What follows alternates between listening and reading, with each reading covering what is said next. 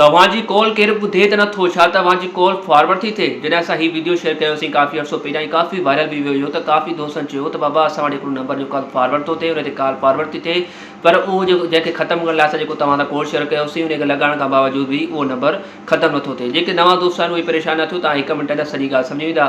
सो दोस्तों जे तव्हां कोड लॻाईंदा आहियो *H62#, ठीकु आहे, *H62# लॻाईंदा आहियो त उन खां पोइ सॼी लिस्ट अची वेंदी आहे त तव्हांजी कॉल SMS डेटा कंहिं फॉरवर्ड थी थिए, कहिड़े नंबर ते फॉरवर्ड थी थिए, ठीकु आहे।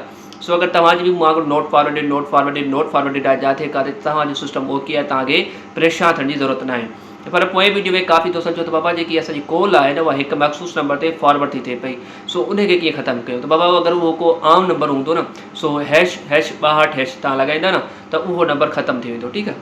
को आम नंबर ते तव्हां हूंदो त हिकिड़ो लॻाइण सां उहो ख़तमु थी वेंदो। पर अगरि को जेको ख़ासि नंबर हूंदा जीअं जेस वारनि जो ॾिसो पिया नंबर आहे, काफ़ी दोस्त वटि साॻियो नंबर थो अचे, टेलीनार वारा जेके दोस्त आहिनि उनजे वटि इहे नंबर थो अचे।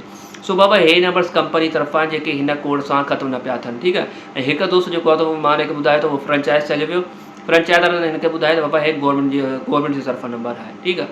सो तव्हां वरी बि पंहिंजी तसलीअ लाइ पंहिंजी हेल्पलाइन जेकी बि तव्हां नेटवर्क यूज़ कयो था उन सां अगरि हे नंबर हिन कोड सां उहो नंबर ख़तमु न थिए, सो पंहिंजो मसइलो हिनखे ॿुधायो, इनशाला तव्हांजो मसइलो हल थी वेंदो ऐं तव्हांखे वधीक हिन बारे में मालूमात मिली वेंदी, ठीकु आहे। सो हे अॼु वीडियो तव्हांजे मसइले हल करण लाइ असां कोशिशि कंदा रहंदा आहियूं। वरी बि तव्हांखे को मसइलो अचे तव्हां कमेंट बॉक्स में भाउ सां पुछी सघो था। अॼु वीडियो में एतिरो ई, बाक़ी दुआ में यादि रखंदा। अल्लाह हाफ़िज़।